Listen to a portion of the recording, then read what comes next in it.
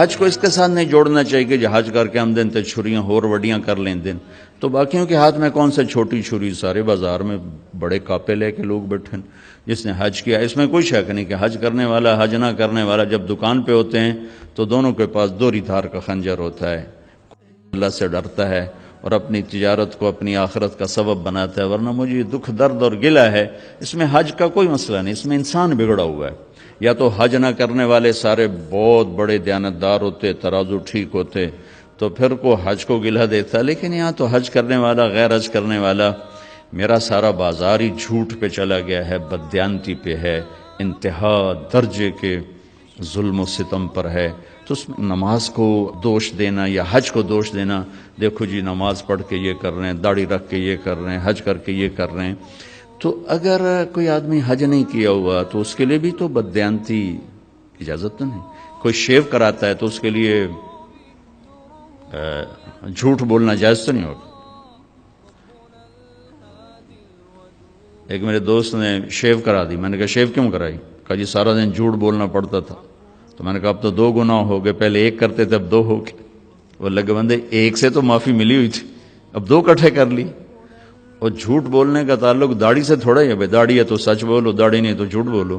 اس کا تعلق تو کلمے سے ہے، کلمہ پڑھنے کے بعد جھوٹ بولتے ہوئے شرم آنی چاہیے۔ ایک آدمی کہتا ہے جی داڑھی رکھ کے گناہ کریں تو بڑے شرم کی بات ہے، میں کہتا ہوں کلمہ پڑھ کے گناہ کرو تو شرم کی بات ہے۔ گناہ اور ثواب، جزا اور سزا، حلال اور حرام کا تعلق پگڑی سے نہیں، نماز سے نہیں، روزے سے نہیں، حج سے نہیں، داڑھی سے نہیں، کلمے سے ہے۔ کلمہ ایک ایگریمنٹ ہے کہ یا اللہ تیری مان کے چلوں گا، تیرے نبی کے طریقوں پر چلوں گا، پھر میں انسان ہوں، کوئی خطا وطا ہو جائے تو معافی مانگوں گا، استغفار کروں گا۔ تو کسی کی برائی کی وجہ سے اس کی نیکی کو نہیں اچھالنا چاہیے۔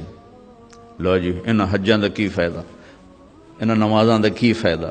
میرا اللہ کہتا فمن یعمل مثقال ذرۃ خیرا یرہ ومن یعمل مثقال ذرۃ شرا یرہ۔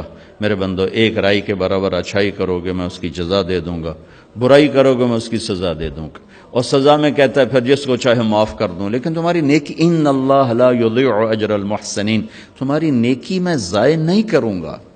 ہاں بعض گناہ ایسے ہیں جو نیکیاں اڑا کے لے جاتے ہیں، کوئی شک نہیں۔ ظلم ایک ایسا گناہ ہے جو نیکیاں اڑا کے لے جاتا ہے، اور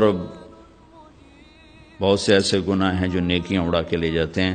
حرام کا لقمہ ایک ایسا گناہ ہے جو نیکیاں اڑا کے لے جاتا ہے، لیکن اتنا پھر بھی ضرور ہوتا ہے کہ عمل نہ کرنے کی جو پکڑ تھی وہ نہیں ہو۔ ایک آدمی نے ساری زندگی سود کھایا لیکن نماز نہیں چھوڑی، تو اس کو نماز نہ پڑھنے کا عذاب کبھی نہیں ہوگا۔ نماز پر جو کچھ ملنے والا ہے وہ تو نہیں ملے گا، لیکن نماز نہ پڑھنے کی پکڑ نہیں ہوگی، نہیں ہوگی۔ حج کیا حرام پیسے سے کیا، اللہ کے نبی نے کہا ہے اس کا اللہ آسمان سے کہتا لا لبیک ولا سعدیک، لیکن حج نہ کرنے کا عذاب نہیں ہوگا، حج نہ کرنے کا عذاب نہیں ہوگا۔ حرام پیسے سے روزہ رکھا اور افطار کیا، روزے کی حاضری لگ گئی، اجر نہیں ملے گا، حاضری لگ گئی، نماز کی حاضری لگ گئی، حج کی حاضری لگ گئی، یہ اللہ کی شان کریمی ہے۔ اور پھر پتہ نہیں یہ کب توبہ کر رہے ہو سارا معاف ہو جائے اور میں اعتراض کر کر اللہ کی نظروں سے گر جاؤں۔ میری بات غور سے سننا، جیسے آدمی زنا کر کے، شراب پی کے، سود کھا کے اللہ کی نظروں سے گرتا ہے، ایسے ہی لوگوں پر اعتراض کر کے اور انہیں حقیر سمجھ کے آدمی اللہ کی نظروں سے گرتا ہے۔